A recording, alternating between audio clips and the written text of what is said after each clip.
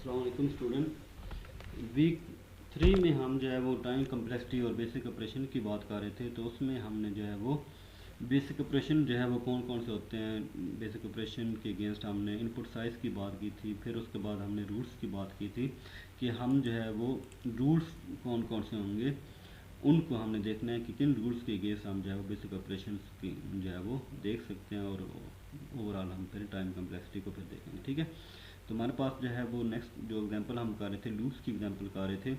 तो लूप में देखें कि हमने एक लूप फॉर लूप वाला देखा था जो लास्ट एग्जांपल थी। ठीक है, तो उसमें हमने देखा था कि एक खास सीक्वेंस के अंदर जो है वो डाटा इंक्रीज हो रहा था, तो हमें वो पता चल रहा था कि जो है वो कितने नंबर ऑफ टोटल ऑपरेशन जो है वो परफॉर्म होंगे ना।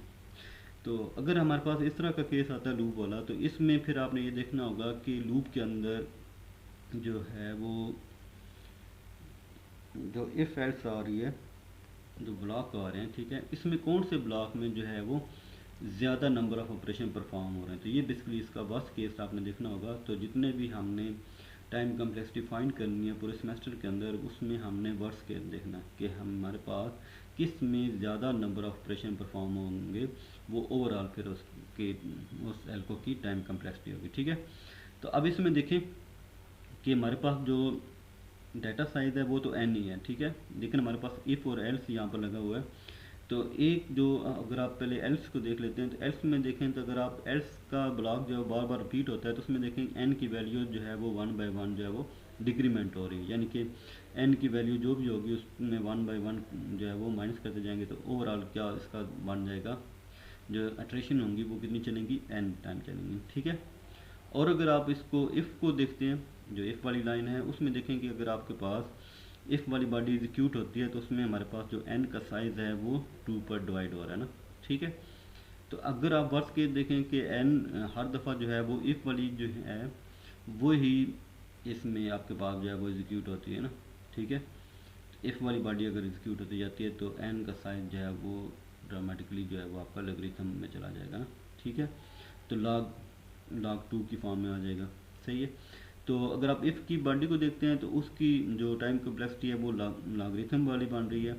और अगर आप एल्स की बॉडी को देखते हैं तो उसकी जो टाइम कम्प्लेक्सिटी है जो वो लीनियर वाली बन रही है। ठीक है, तो इस केस में क्या होगा कि एन की वैल्यू जो है एल्स केस में एन की वैल्यू जितनी ज़्यादा होगी इतनी ही ज़्यादा इसमें बेसिक ऑपरेशन परफॉर्म होंगे। ठीक है, और अगर आप दूसरे केस में देखते हैं तो उसमें आपके पास जो है वो नंबर ऑपरेशन जो है वो कम हो जाएंगे। ठीक है, तो ओवरऑल इसका जो टाइम कम्प्लेक्सिटी होगी वो फिर कितनी होगी, एन टाइम बनेगी, यानी कि उसकी लीनियर होगी, एन के साइज पर डिपेंडेंट होगी। ठीक है, तो इस तरह के भी केस आ सकते हैं जिसमें हमारे पास जो है वो ब्लॉक्स आ सकते हैं। ब्लॉक्स में से फिर आपने देखना है कि कौन से ब्लॉक की जो है वो ज़्यादा टाइम कम्प्लेक्सिटी आएगी। तो जिसकी वर्स्ट केस में ज़्यादा बन रही होगी वही केस आपने फिर जो है वो एज अ होल लेना होगा। ठीक है, नेस्टेड लूप भी हो सकते हैं। एनालाइज दीज इनसाइड आउट, यानी कि सबसे पहले इनर साइड वाले लूप उसको एनालाइज करना है, फिर उसके बाद आउटर, फिर उसके बाद outer. The total running time of the statement inside a group of nested loop is the running time of the statement multiply by the product of the size of all the loop. ठीक है, तो जो loop का size है वो और उसको साथ मल्टीप्लाई आपने करना है उसका स्टेटमेंट कितनी है टोटल। ठीक है, तो उसको आप देख सकते हैं the total running time is the running time of the inside statement time the product of the size of the loop. ठीक है, तो ये हमने एग्जांपल की थ्रू भी किया था कि इनसाइड स्टेटमेंट्स फिर उसके साथ मल्टीप्लाई करना है, लूप कितनी दफ़ा एग्जीक्यूट होगा, फिर अगर आउटर है तो फिर उसकी बॉडी देखनी है वो कितनी दफ़ा एग्जीक्यूट हो रही है। ठीक है, फॉर एग्जांपल हम देखते हैं यहाँ पर selection statement, if then else अगर केस आता है, if condition S1 else S2 the running time of the test, यानी कि इफ़ कंडीशन को टेस्ट करना वो प्लस उसमें क्या होगा the larger of the running time of the S1 and S2। यही तो कंडीशन हर दफ़ा जो है वो चेक होनी है, और उसके बाद फिर कंडीशन की बेस पर जो है वो एग्जीक्यूशन होगी S1 की या S2 की। तो S1 और S2 में से आपने देखना है कि कौन से ब्लॉक में ज़्यादा टाइम लग रहा है। ठीक है, तो कंडीशन प्लस उस ब्लॉक का टाइम आ जाएगा। ठीक है, फॉर एग्जांपल देखिए हमारे पास एक फॉर का लूप है, इसमें हम कंडीशन देख रहे हैं if A of I is equal to X. ठीक है, तो यहाँ पर देखें if A of I is equal to X, तो ये कंडीशन जो है वो लूप की बॉडी में बारी बारी एग्जीक्यूट होगी। ठीक है, तो अगर ये वाली कंडीशन ट्रू होगी तो रिटर्न 1 करेगा, एल्स में क्या होगा, एल्स इफ़ दोबारा लगा हुआ है कि आई की वैल्यू जब तक जो है वो n-1 नहीं होती तो रिटर्न -1 आपने करना। तो ये वाली जो लास्ट वाली इफ़ वाली एल्स इफ़ है, ये सिर्फ एक दफ़ा एग्जीक्यूट होगी जब आपके पास आई की वैल्यू जो है वो आई की वैल्यू क्या होगी n-1, ठीक है। तो इस अदर केस क्या होगा कि वापस लूप की इटरेशन पर आ जाएगा, फिर एक चलेगा, ठीक है। तो हमारे पास जो है ओवरऑल अगर आप देखा जाए तो इसमें आपके पास जो है वो कौन सी स्टेटमेंट बार बार एग्जीक्यूट हो रही है, इफ़ वाली लाजमी एग्जीक्यूट होगी, और ये कितनी दफ़ा एग्जीक्यूट होगी, जितनी दफ़ा लूप की बॉडी एग्जीक्यूट होगी, ठीक है।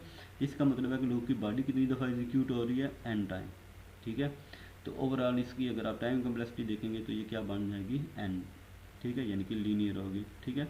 तो इसमें बेसिक ऑपरेशन कौन सा हो रहा है, आपके पास कंडीशन चेक हो रही है, तो ये कंडीशन जो है वो लाजमी चेक होगी, इसी की बेस पर नेक्स्ट जो है वो ब्लॉक एग्जीक्यूट होगा, और कंडीशन कितनी दफ़ा एग्जीक्यूट होगी, n टाइम, ठीक है। फॉर एग्जांपल अगर आपके पास एक और इफ वाली है जिसमें देखेंगे हमारे पास जो है वो जो कोड है उसमें देखें एक इफ लगा है यहाँ पर की इज इक्वल टू प्लस। तो ये वाली जो इफ वाली है इसमें हमारे पास जो है वो इसकी बॉडी के अंदर दो लूप आ रहे हैं, और दो लूप का जो है वो आगे नेक्स्ट में जो स्टेटमेंट सम वाली एक आ रही है, ठीक है। तो दो लूप का मतलब है कि आपके पास पहला जो लूप है वो सपोज n टाइम चलता है, दूसरा लूप भी n टाइम चलता है। तो हमने पहले बात की थी कि इनर लूप और उसको मल्टीप्लाई करना है आपने आउटर लूप के साथ, तो n इंटू एन क्या बन जाएगा, n स्क्वायर, ठीक है। बाकी कोई एक्स्ट्रा ऑपरेशन जो है वो उनको आप इग्नोर अभी कर दें, ठीक है। तो n क्योंकि साइज होगा तो n स्क्वायर आपके पास आ जाएगी, ठीक है। एल्स इफ वाली की को अगर आप देखते हैं तो इसमें आपके पास है मैट्रिक्स मल्टीप्लिकेशन, तो दो मैट्रिक्स को मल्टीप्लाई किया जा रहा है ना, ठीक है। तो दो मैट्रिक्स को मल्टीप्लाई करने के लिए अगर आपने जो है वो कहीं पर स्काइल को देखा होगा या उसका कोड देखा होगा तो उसमें आपके पास तीन लूप के ऑपरेशन परफॉर्म होते हैं, ठीक है, तीन लूप। तो तीन लूप के बगैर जो है वो मैट्रिक्स को आप मल्टीप्लाई नहीं कर सकते, ठीक है। तो तीन लूप होंगे, तो इनर लूप का साइज n, फिर उसके बाद आउटर का n, फिर उसके बाद आउटर का n, तो ये क्या बन जाएगा n3, ठीक है। और लास्ट में एल्स वाली स्टेटमेंट जो है वो वन टाइम प्रिंट होगी। तो अब देखें कि हमारे पास जो इफ़ का है ब्लॉक उसको एग्जीक्यूशन के लिए n स्क्वायर चाहिए, ठीक है। एल्स इफ़ वाला जो ब्लॉक है उसमें n³ वाला जो है वो नंबर ऑपरेशन बांट रहे हैं, ठीक है। तो इन और लास्ट वाली जो स्टेटमेंट है एल्स वाली उसमें बान आ रही है ना, तो इन तीनों में से आपने देखना है कि नंबर ऑफ ऑपरेशन किस में ज़्यादा बन है। तो n³ में नंबर ऑफ ऑपरेशन ज़्यादा बनेंगे, तो इसलिए आप इसमें देखें तो इसकी ओवरऑल जो कम्प्लेक्सिटी है वो क्या होगी, n³ होगी, ठीक है। तो आप जितने भी एल्गोरिथम देखना है उसमें आपने देखना है वर्स्ट केस किस में बांटा है ना, यानी कि किस में नंबर ऑफ ऑपरेशन ज़्यादा बना है, तो वो ओवरऑल जो आपका एल्गो होगा उसकी टाइम कम्प्लेक्सिटी बन जाएगी या नंबर ऑफ ऑपरेशन उसमें काउंट करेंगे, ठीक है। एक और एग्जांपल है स्विच वाली, इसमें देखें कि हमारे पास जो स्विच की है, ठीक है, जो पहला केस आ रहा है इसमें एक लूप आपने को नज़र आ रहा है। तो एक लूप होगा तो इसका साइज़ क्या होगा, n होगा, ठीक है, कोई भी वैल्यू हो सकती है।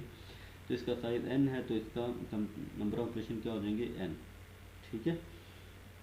इस तरह अगर आपके पास केस 2 है b, इसमें आपके पास दो लूप आ रहे हैं, तो दो लूप का साइज़ जो है वो क्या बन जाएगा n स्क्वायर, इनर लूप का n और आउटर लूप का भी n, तो ये क्या बन जाएगा n स्क्वायर, ठीक है।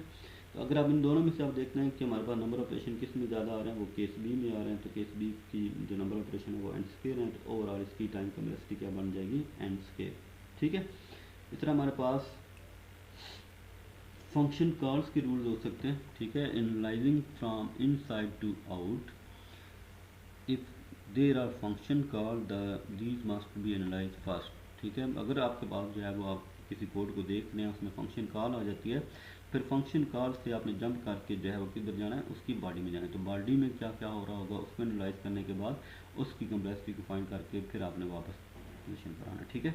तो इस तरह आपके पास जो है वो डिफरेंट रूल्स हैं, फिर हम नेक्स्ट जो वीक्स होंगे उनमें भी डिस्कस करेंगे, और इंशाल्लाह जो है वो आपको टाइम कम्प्लेक्सिटी जो है सिंपल तरीके से फाइंड करने जो है वो आ जाएगी, ठीक है।